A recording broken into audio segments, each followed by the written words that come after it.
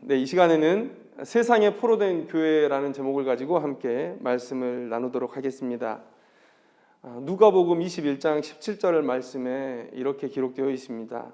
또 너희가 내 이름으로 말미암아 모든 사람에게 미움을 받을 것이다. 이렇게 기록하고 있습니다. 성도와 또 그 성도가 모인 교회는 태생적으로 세상에 미움을 받을 수밖에 없는 공동체입니다. 미운 것이 되도록 부르심을 받은 거예요. 그렇게 볼 때 지금의 한국교회는 꽤 바른 방향으로 가고 있지 않은가.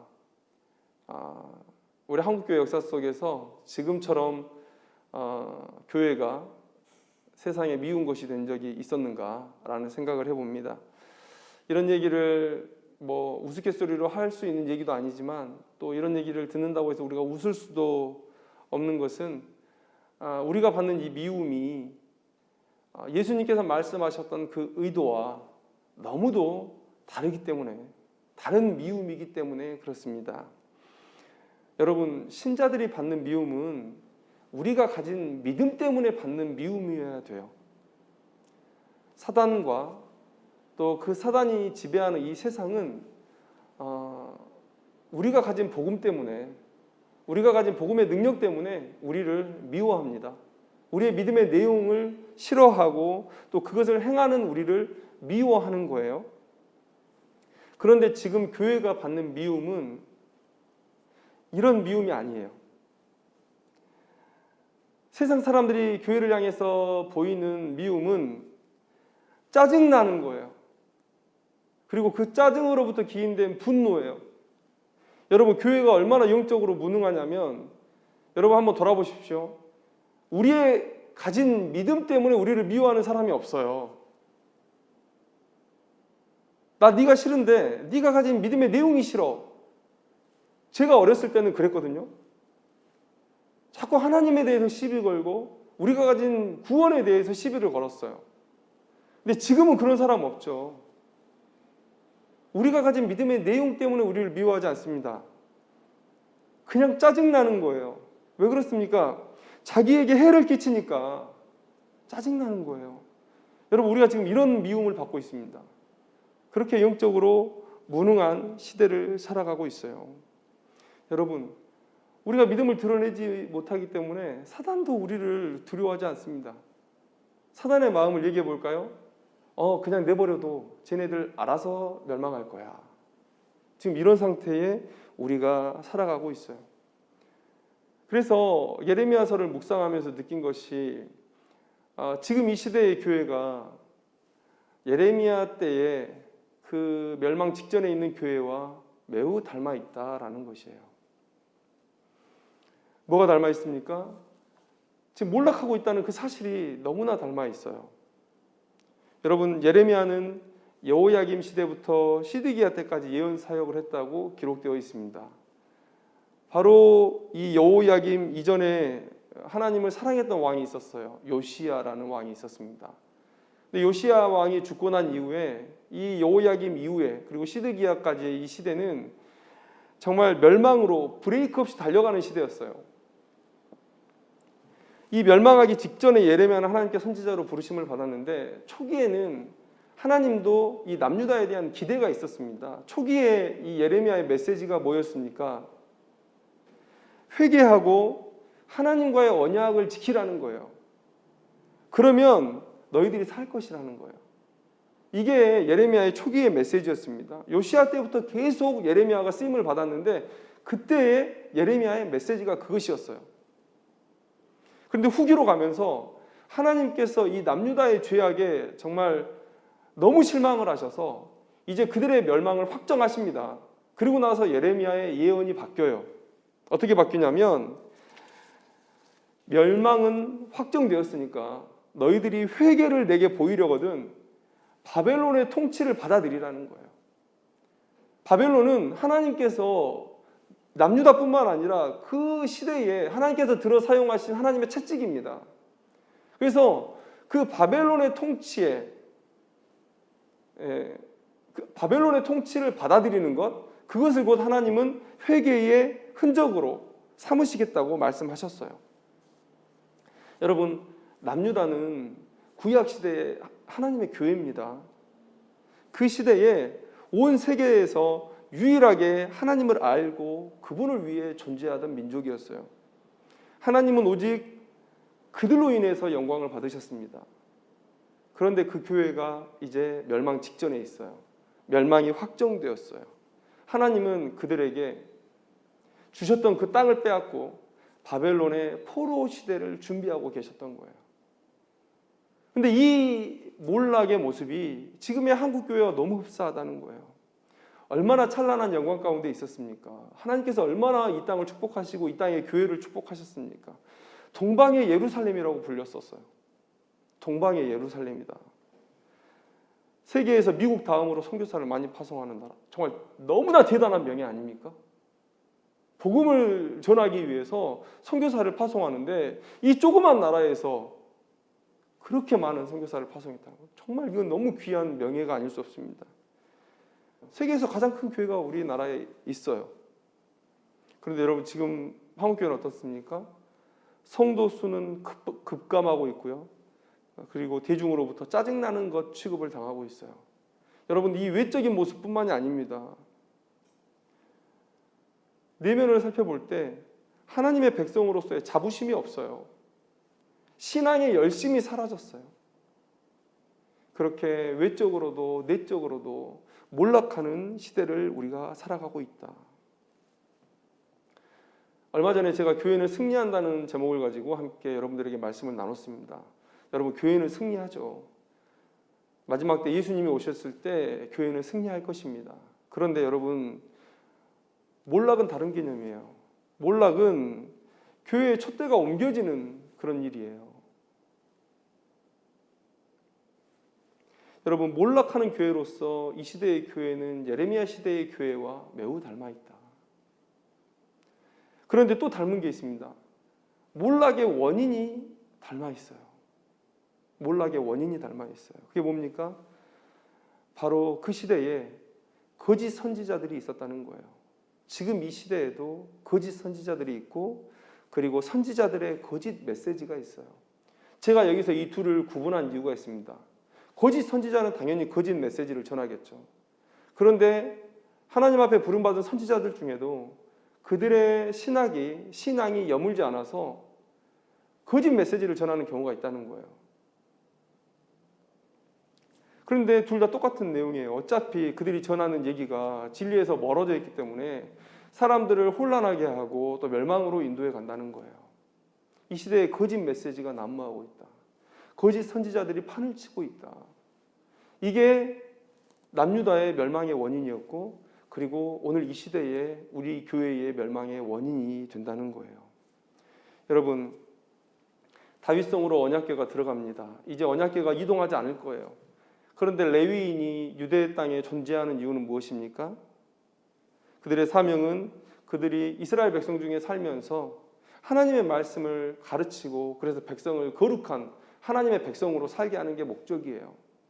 그리고 그 중에 영적 엘리트라고 얘기하는 제사장들은 그 책임을 더 무겁게 지는 사람 아닙니까? 레위인보다는 제사장이죠.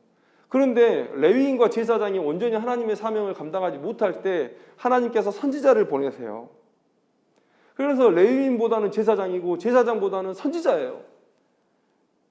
그런데 그 영적 의무를 가진 자들이 함께 무너져 내렸을 때 여러분 교회가 바로 존재할 수 있겠습니까? 바로 서 있을 수 있겠습니까?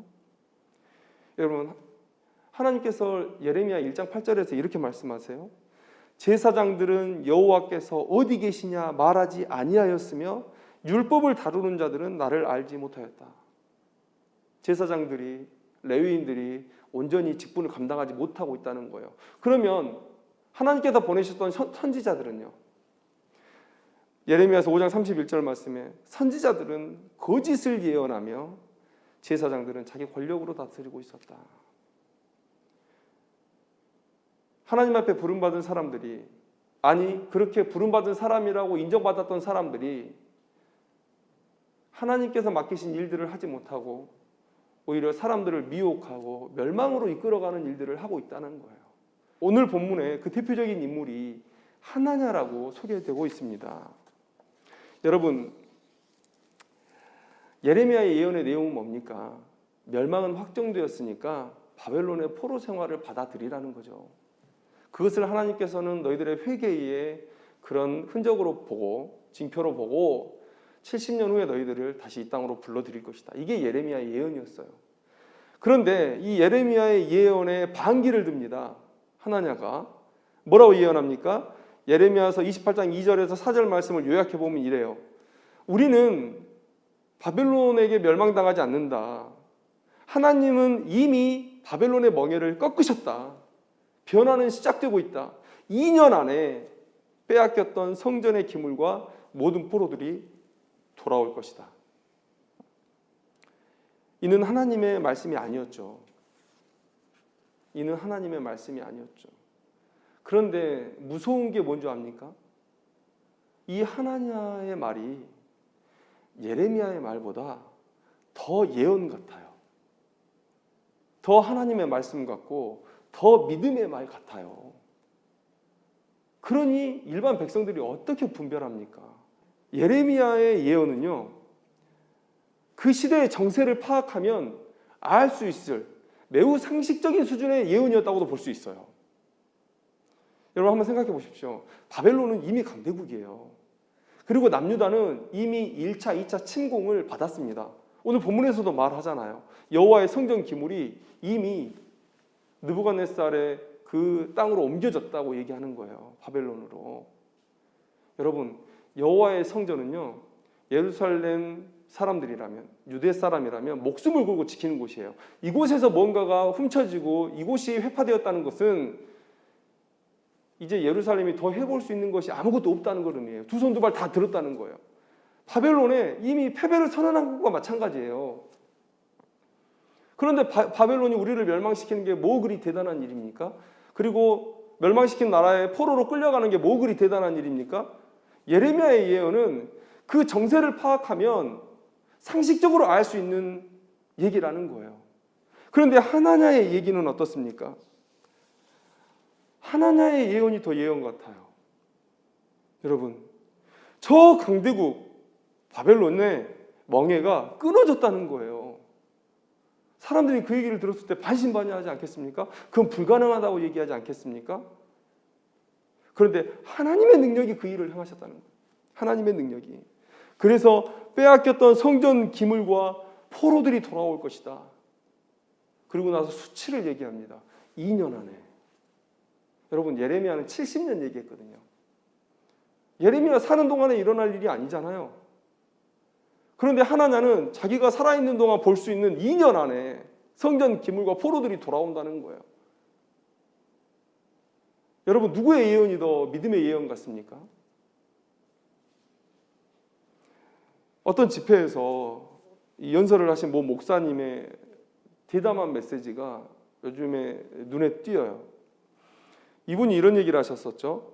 하나님 꼼짝마, 까불면 나한테 죽어, 이 얘기를 하나님한테 하셨다는 거예요. 그분을 너무 사랑하는 분들은 야, 이분이 하나님과 정말 친밀하게 친구처럼 교제하고 계시니까 이런 얘기도 할 수 있겠구나라고 생각하세요. 근데 이분이 이렇게 얘기하셨답니다. 내가 기도하면 코로나도 낫는다. 집회에 아무도 빠짐없이 다 나와라. 이렇게 얘기를 했다고 해요.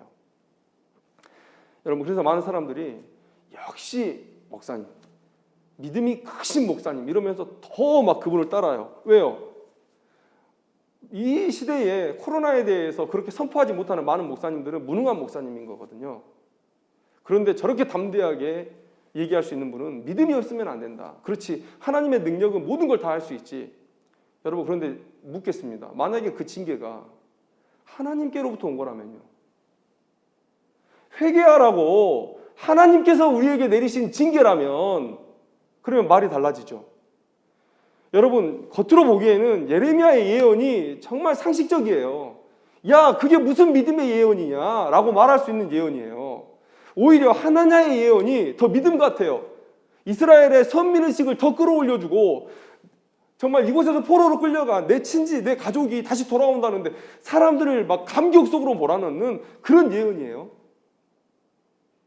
그런데 하나님의 뜻이 뭐냐고요? 예레미야 시대의 교회가 너무도 타락해서 하나님께서 내리신 징계예요. 23년 동안 요시야 시대부터 수도 없이 너희들에게 선지자를 보냈는데 너희들이 회개하는 흔적이 전혀 보이지 않아서 이제 내가 너희들의 징계를 결단하고 이제 내리는 거라는 거예요. 너희들의 70년의 포로 생활은 확정된 것이고 너희들이 회개하려거든 포로로 끌려가서 그곳에서 너희들의 진심 어린 회개를 나에게 보이라는 거예요. 그럼 내가 너희들을 이곳으로 이끌어 오겠다는 거예요. 이게 하나님의 메시지죠. 여러분, 겉으로 어떻게 보여지느냐, 그게 중요한 게 아니라는 거예요. 하나님이 무슨 말씀을 하셨느냐가 중요하다는 거예요. 여러분, 하나님의 뜻이 누구에게 있는지가 누가 얼마나 무모한가, 또 누가 얼마나 우리의 정서를 잘 매만지는가, 거기에 있지 않다는 거예요. 거기에 있지 않다는 거예요. 여러분, 성경에 보면 믿음의 사람들은 아주 자주 무모한 편에 서는 경우가 많았죠. 그런데 오늘 본문에서는 오히려 더 무모하지 않은 편에 서는 경우도 있다는 거예요. 선지자가 하나님의 사랑을 전하면서 백성들의 마음을 어루만질 때도 있었지만, 그러나 책망의 소식을 전하며 그들에게 매몰찬 하나님을 전할 때도 있었다는 거예요. 그런데 우리가 판단해서 이게 하나님의 말씀이야, 그렇게 생각해서 받아들인 거 아닙니까? 그래서 남유다가 멸망으로 끌려가는 거 아닙니까? 그리고 이 땅의 교회가 그렇게 멸망으로 끌려가는 거 아닙니까? 여러분, 어떻게 거짓과 참을 구분합니까? 말씀밖에 없어요. 말씀밖에 없습니다. 오늘 본문의 재앙은 하나님께서 준비하신 거예요. 하나님께서 준비하신 거예요. 타락한 남유다 백성들, 하나님의 교회를 위해서 하나님께서 교훈의 도구로서 이 포로 생활을 준비하신 거예요. 여러분, 말씀에 비추어서 이 남유다 백성들이 어떤 결론을 도출해야 되는지 여러분 한번 생각해 보세요. 그들은 하나님과의 언약을 파기했잖아요. 그 말씀을 하나님께서 한두 번 하신 게 아니잖아요.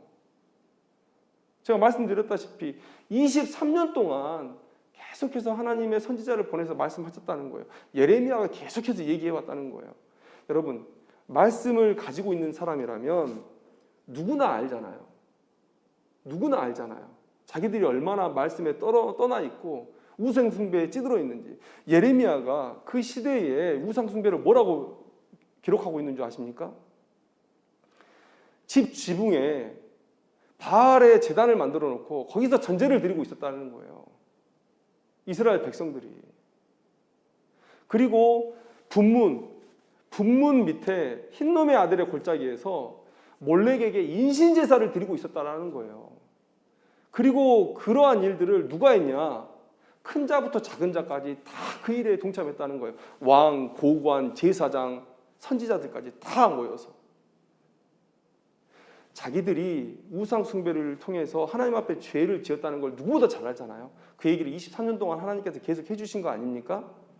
그리고 말씀에 너희들이 나를 떠나 우상을 섬기면 마지막 최종 징계가 뭐라고 말씀하셨습니까? 너희들이 땅을 잃고 유리하는 백성이 될 것이라는 거예요. 말씀에 비추어 보면 그들이 깨달을 수 있습니다. 지금 우리의 상태가 어떤지, 우리가 지금 어디로 가고 있는지 알 수 있다는 거예요. 그런데 그들은 하나님의 사명에 순종하지도 못했으면서 징계는 피하겠다는 거예요. 자기의 개인적인 바램을 가지고 하나님의 말씀을 희석시켜버려요. 이 땅을 지켜야지. 이 땅에서 살아야지. 그러니까 명명백백히 하나님의 말씀에 비추어 보면 예레미야의 예언이 맞지만 하나님의 이 예언을 하나님의 말씀으로 붙들고 그냥 휩쓸려 가버리는 거예요.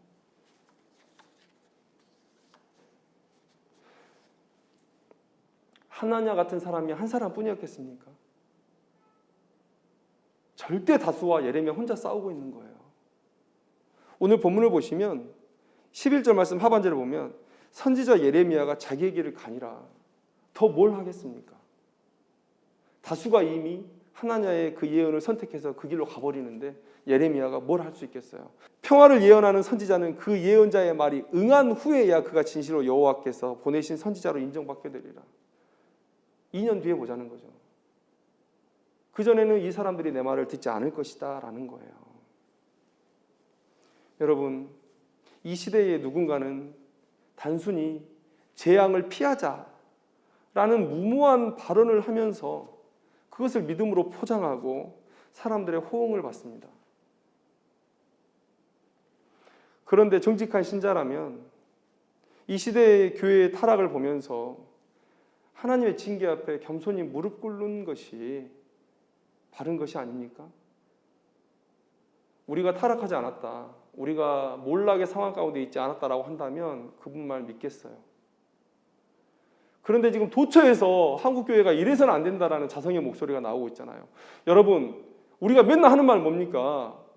교회가 이 세상의 소망이라면서요. 세상이 무너져가면 우리가 더 큰 책임감을 가져야 되는 거 아닙니까? 남들보다 더 무릎 꿇고 회개해야죠. 그런데 이런 세상 사람들의 분노에 편승해가지고 거짓 메시지 전하고 그리고 다 멸망으로 다 이끌어가요. 이게 옳은 일입니까?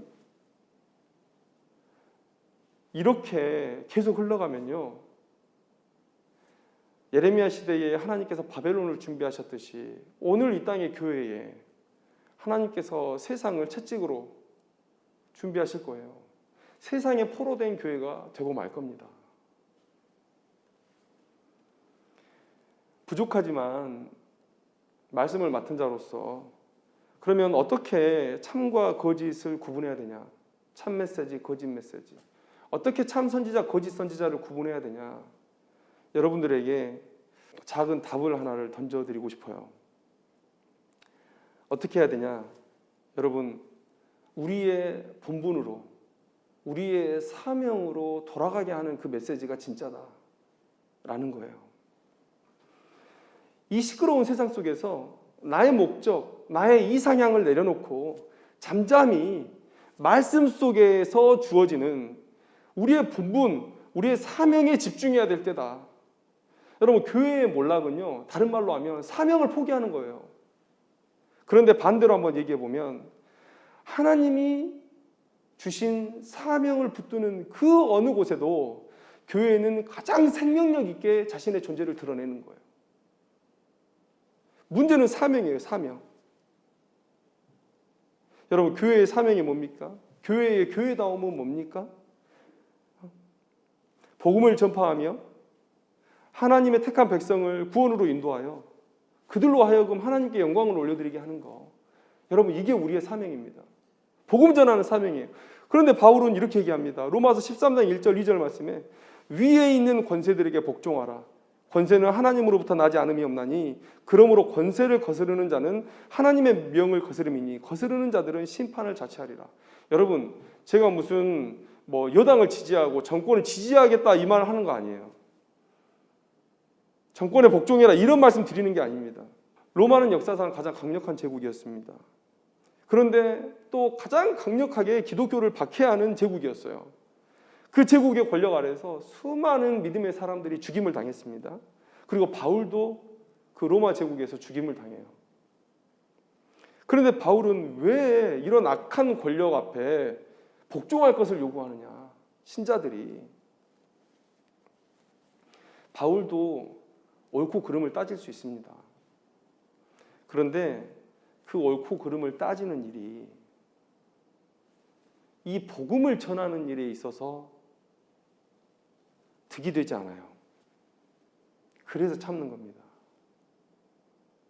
그렇게 싸우는 것으로는 자기가 받은 이 복음 전파의 사명을 온전히 완수할 수 없기 때문에 참는 거예요. 여러분, 예수님이 왜 죽었습니까? 예수님은 옳아요. 죄가 없습니다. 옳고 그름을 따지려고 한다면 예수님은 절대 죽을 수 없죠. 그런데 예수님께서 왜 죽으십니까? 그게 우리의 복음이에요. 죽음이 생명을 낳아요.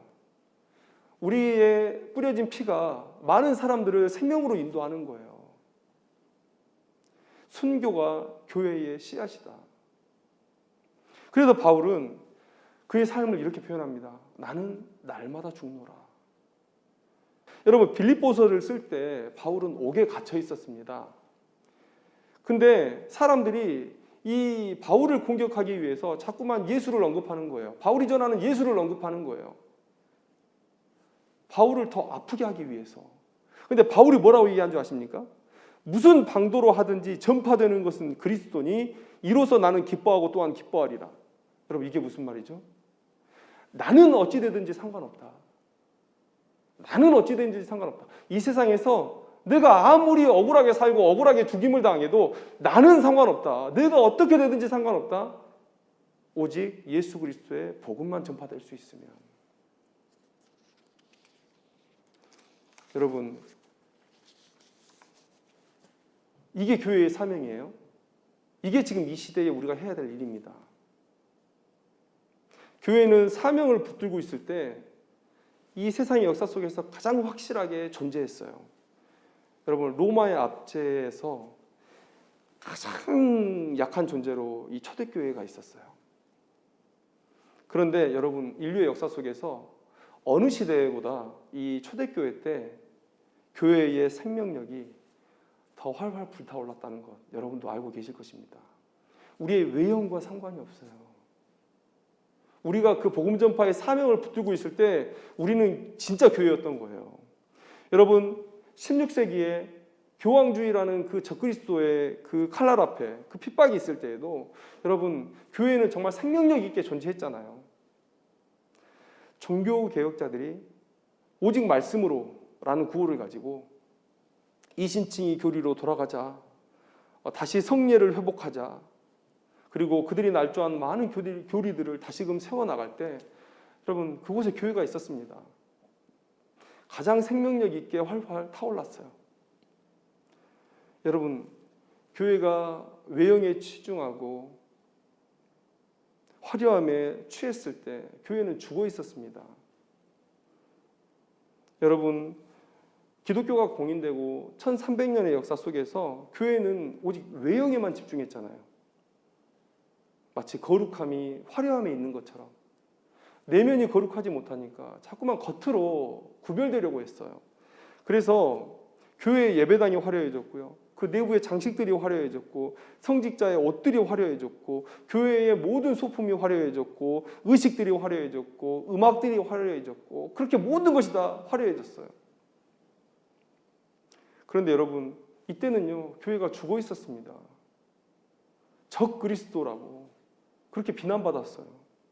오히려 교회는 초라했을 때 더 생명력을 가졌습니다. 왜요?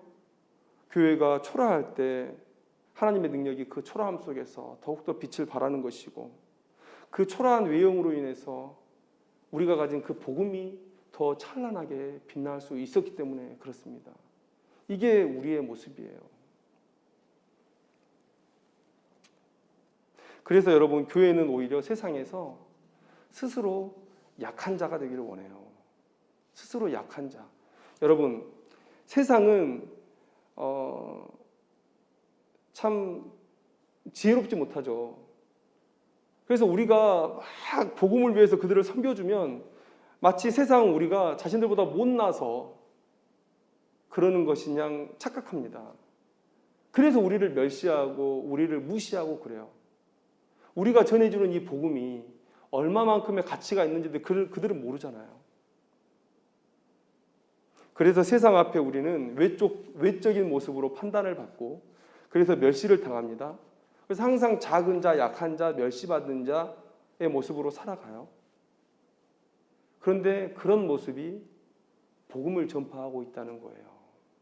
그런 모습이 복음을 전파하는 우리의 사명과 더욱더 가깝다는 거예요. 근데 여러분 지금 이 시대에 벌어지고 있는 일들을 보십시오. 복음보다 앞선 일들이 너무나 많잖아요. 많은 교회들이 모처에서 모여서 구호를 외칠 때 그곳에 복음이 있었습니까? 자기들의 목적을 위해서 하나님은 갖다 쓰더라고요. 하나님이 하실 것입니다. 하나님이 하실 것입니다를 막 외치는 거예요. 자기들의 목적을 위해서. 그곳에 예수 그리스도는 없었고 복음은 없었어요. 이때의 거짓 선지자들 자신의 유익을 위해서 자신의 안위를 위해서 하나님을 팔아먹는 그 시대의 거짓 선지자들과 뭐가 다릅니까? 믿음의 선배들 중에 정치적인 힘으로 이 세상을 변화시키자라고 말하는 사람들이 있었습니까? 오히려 우리가 약할 때, 우리가 죽을 때 그 복음의 능력이 세상을 변화시켰다는 것, 교회의 역사가 증언하고 있는 거예요. 그럼 우리는 지금 시대에 교회의 몰락을 보고 있습니다. 정말로 거짓 선지자들이 난무하고 거짓 가르침으로 미혹받는 사람들이 많은 이때를 우리가 살아가고 있어요. 많은 사람들이 생명 아닌 것에 목숨을 걸고 있습니다. 여러분, 말씀으로 돌아가야 돼요. 말씀으로 돌아가야 돼요. 복음을 위해 세상을 섬기라는 하나님의 명령을 붙들 때 그곳에 성도의 형통이 있고 교회의 부흥이 있는 것이죠. 내 힘으로 세상을 변화시켜야 된다라는 그런 교만한 생각을 버려야 됩니다. 예수님이 능력이 없어서 죽은 것이 아니에요. 복음의 능력으로 세상을 변화시키는 것이 하나님의 영광이기 때문에 예수님께서 그렇게 스스로 죽음에 들어가신 거예요. 복음은 죽음으로 열매를 맺습니다. 우리가 살겠다고 하면 열매 안 나타나요. 내가 세상 앞에 나의 의로움을 드러내겠다고 하고 내가 바꾸겠다고 하면 열매 맺지 않습니다.